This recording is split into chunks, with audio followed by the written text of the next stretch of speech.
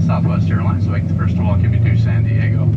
Please remain seated if you would with your seatbelts fastened and your carry-on stowed till we've arrived at the gate. Come to a complete stop and the captain does turn off that fasten seatbelt sign. Careful opening overhead bins. Items do tend to shift during flight and could fall out. If you're making connections here in San Diego, please check monitors in the terminal for the appropriate gate and flight information. If you're continuing on to San Antonio, please remain in your original seat. Do not move.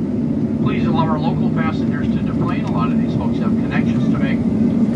Once they've done so, Shannon's going to come to the back of the cabin, count you as a through passenger. Once we have an accurate through count, we'll make an announcement. At that time, you'll be able to get up to stretch your legs, use the lavatory if you like. It's certainly been our pleasure having you on board the aircraft today. We know you have choices in air travel, and we thank you so much for choosing us here at Southwest Airlines.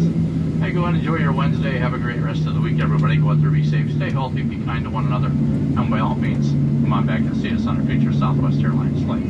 Welcome to San Diego.